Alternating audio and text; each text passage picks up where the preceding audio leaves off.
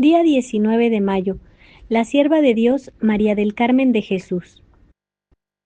Cada convento de carmelitas descalzas es un jardín de Dios. Por ellos, como por entre flores, se pasea muy complacido el Cordero Inmaculado. Estos huertos sellados del Carmelo teresiano tienen la ventaja de gozar perenne y simultáneamente de las 3 estaciones del año en que la vida nace, se desarrolla y madura. En perpetua primavera, las almas abren el capullo al sol de justicia, que a su amoroso costado se van cuajando y dorando durante el estío, para dar en la otoñada frutos en sazón, dignos de la vida eterna. Así escribía el padre Manuel de San Jerónimo, prolongando la de otra carmelita. La flor que del jardín carmelitano del convento de Santa Ana y San José de Madrid fue trasplantada al jardín eterno de la gloria, se llamaba en el siglo Ángeles Friende, tía de Toledo. Nació en la riente ciudad de Sevilla el 23 de mayo de 1899, siendo sus padres don Carlos Arturo Friende Tyrrell, nacido en Inglaterra, y que tuvo la gran dicha de en su juventud reconocer los hierros protestantes y convertirse de todo corazón al catolicismo. Y con la carrera de ingeniero que poseía, se estableció en Sevilla. Allí conoció a la fervorosa y agraciada joven doña Carmen A. de Toledo, con la que contrajo santo matrimonio. Entre los 8 hijos que Dios les concedió, el 7º fue esta sierva de Dios. Como el mejor colegio para los niños es el hogar paterno, Ángeles, al igual que sus hermanos, recibió su educación en la casa paterna, a excepción de sus 2 años últimos, que para completarla cursó 2 años en el Colegio de las Religiosas Irlandesas de Castileja de la Cuesta, cerca de Sevilla. La vida de Ángeles en su infancia y juventud la narra del modo siguiente un hermano suyo. Recuerdo que desde pequeña practicaba la comunión frecuente, ya que por vivir en el campo buena parte de la niñez no era fácil otra cosa, pero se convirtió en diaria cuando volvimos a Sevilla. Muy niña hacía diariamente un rato de meditación y nos animaba a sus hermanos a practicarlo, invocando el dicho de Santa Teresa: «Dadme un cuarto de hora de oración y os daré el cielo», que ella repetía como argumento. Era grande mi unión con ella, pues me separaban solo 2 años de edad. Recuerdo que sin dejar de ser chica corriente, aficionada a sus juegos, no se le veía caprichosa, irritable, con envidias ni otros defectos que suelen tener las niñas de su edad. Destacaba su cariño y obediencia a su madre y su carácter pacífico y condescendiente siempre la hacía pasar entre sus hermanos por la buena de la casa, lo que quiere decir que le tocaba aguantar muchas cosas, y en esto puedo asegurar y con gran admiración que llegó a grado verdaderamente heroico en ocasiones, pues lo dilatado e intenso de la prueba da fuerza a mi afirmación, ya que esto comenzó cuando ya no era tan niña y tenía carácter e inteligencia para haberse opuesto a ello. Luego, en los primeros años de muchacha joven, bastante agraciada por cierto, tenía carácter muy simpático. Se le veía arreglarse y asistir a reuniones y espectáculos. No recuerdo haberla visto bailar nunca. Gustaba mucho montar a caballo y las excursiones y temporadas de campo. También conducía el automóvil.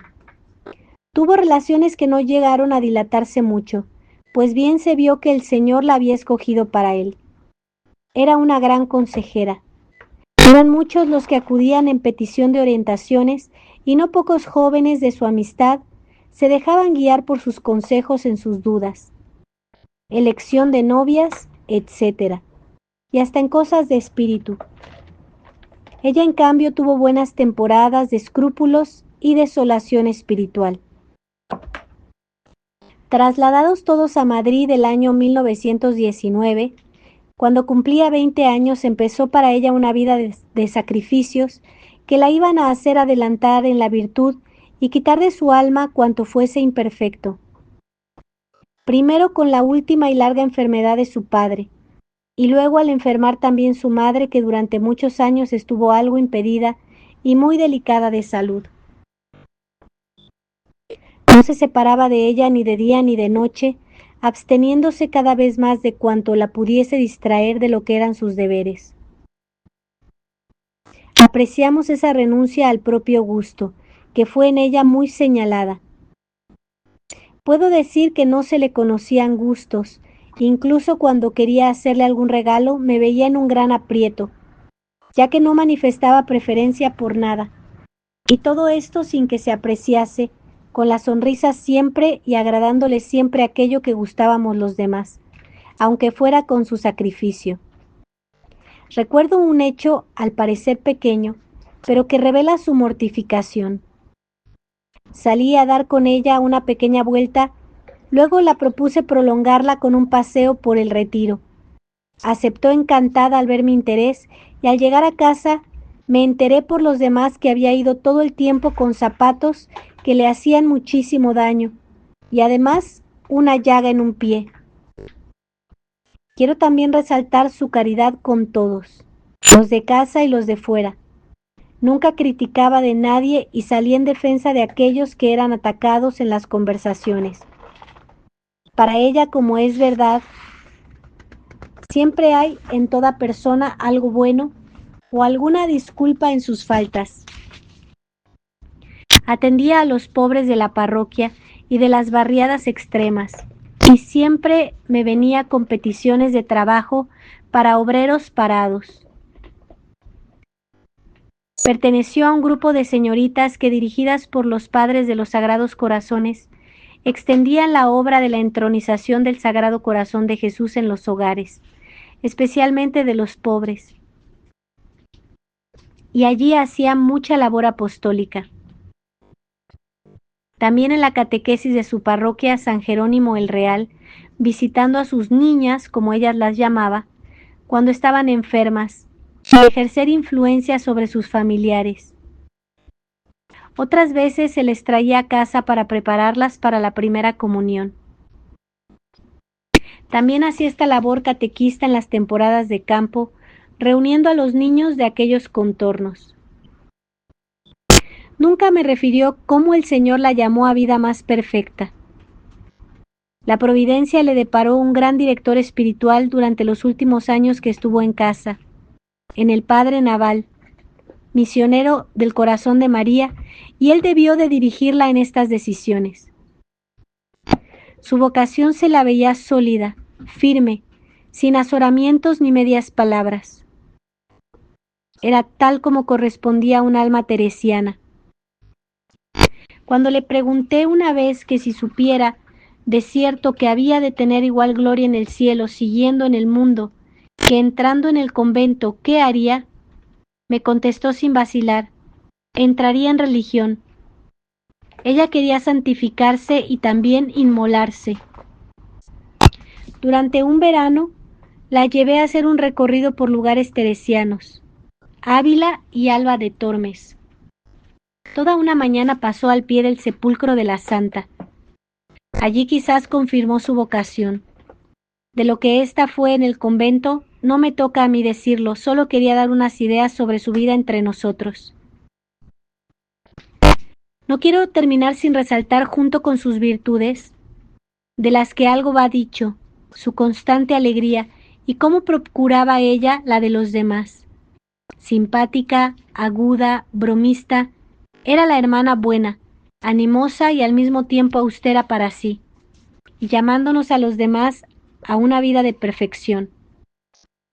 ¿Cuántas veces me decía que tienes que hacerte santo, que pierdes el tiempo si no lo haces? Vas siendo mayor y tienes que apresurarte, tienes que correr. Esta idea de la impaciencia, el volcarse para la perfección y la santidad, debía tenerla muy dentro, no solo por lo que nos repetía, sino porque bien que corrió su alma en tan pocos años. dibujado el cuadro de la figura de la hermana María del Carmen de Jesús, que fue como quiso llamarse en la orden, por la mano cariñosa de su hermano, réstanos ahora ver las virtudes que practicó en el claustro los 2 años escasos que en él vivió. El por qué eligiera el Carmelo para santificarse no se sabe.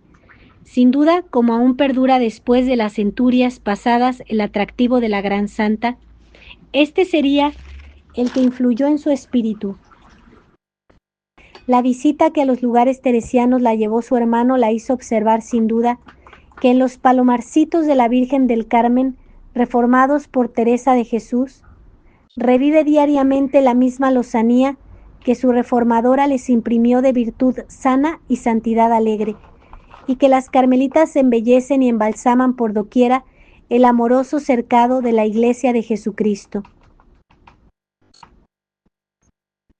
El 24 de mayo de 1933 se le abrieron las puertas del convento que en Madrid fundara nuestro Padre San Juan de la Cruz y la venerable Ana de Jesús, bajo el título de Santa Ana y San José. Antes de ingresar padeció un verdadero martirio acerca de su vocación, dudando si Dios la llamaba para la vida activa o la contemplativa.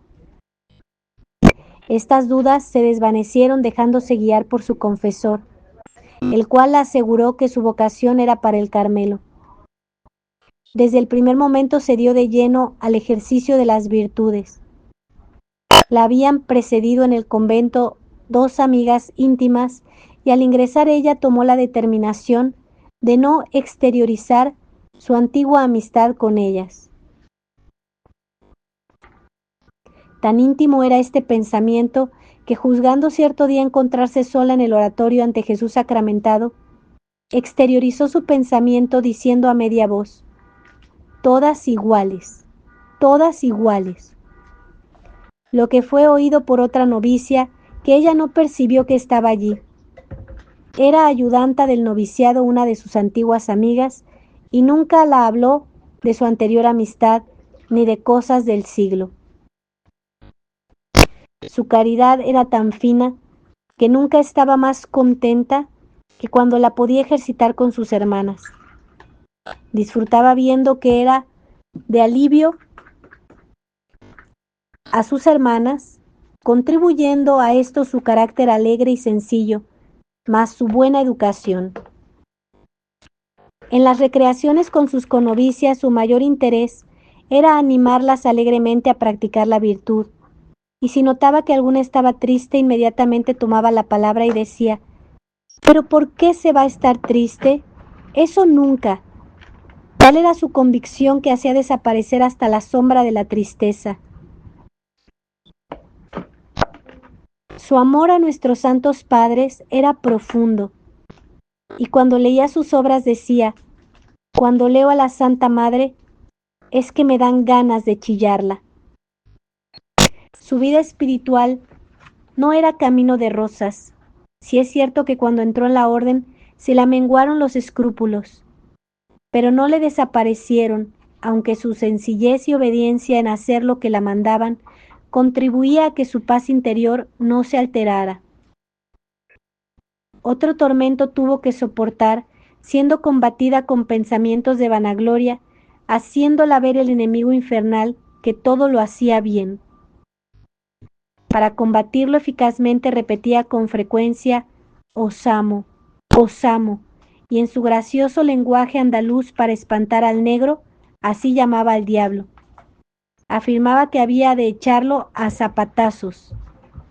Estando practicando los ejercicios antes de la toma de hábito, se vio obligada a abandonar su convento en compañía de la ayudanta del noviciado y de otra novicia y refugiarse en casa de su hermano. Eran los días de la mal hadada República Española. Al entrar en casa de su hermano, le advierte que no puede hablar por encontrarse en ejercicios, ahogando el amor de Dios, el amor de la sangre. Pasado el peligro se volvieron a reunir todas y vistió el hábito de la Virgen del Carmen, el 24 de noviembre de 1933. No quedó satisfecha con esto, pues sus anhelos eran ser esposa consagrada, considerando de nada todo lo que hasta entonces, en orden a su perfección interior, había practicado. Con renovado fervor se dedicó a la vida interior, valiéndose de todo lo exterior como medio de allegarse más a Dios. Las pruebas de caridad externas las aumentó llevando siempre por norma los dictados de la obediencia a la que rendidamente se sujetaba. En cierta ocasión necesitaban un colchón para una enferma y manifiesta que su madre la había enseñado de todo, ofreciéndose a confeccionarlo, aunque dudaba de la perfección de la obra que salió admirablemente. En las legítimas expansiones navideñas y en el onomástico de la superiora, siempre a imitación de su Santa Madre Teresa de Jesús, la encontraban dispuesta a alegrar en el Señor a sus hermanas. Con esta vida, al parecer ordinaria, sin salir del marco trazado por la ley y sin llamar la atención con acciones extraordinarias, pasó su año de noviciado, disponiéndose a la entrega total a Dios por medio de la profesión religiosa. Efectuó sus ejercicios espirituales, negándola a Dios las consolaciones espirituales que son la leche externa de las almas, preparándose por medio de la fe desnuda para el acto de su inmolación. Como de costumbre, practicó la víspera su mortificación extraordinaria y en el refectorio exageró en confesión pública sus defectos, siendo de gran edificación para las religiosas. Este deseo de siempre humillarse lo practicó aún de seglar. En cierta ocasión un tío suyo la invitó a un día de campo y no pudiendo realizarse, se enfadó grandemente de tal forma que extrañado su tío dijo que le admiraba aquella conducta de su sobrina, a la que tenía por niña buena. Cuando se encontró a solas con una hermana suya y la interrogó del modo de su proceder, con admirable candidez le dijo que lo había hecho para que sus tíos no la tuvieran en tan buena opinión. La víspera de su profesión, después de haberse confesado, dijo a la ayudanta del noviciado: «Hermana, más gana tengo de bailar que de hacer mortificación».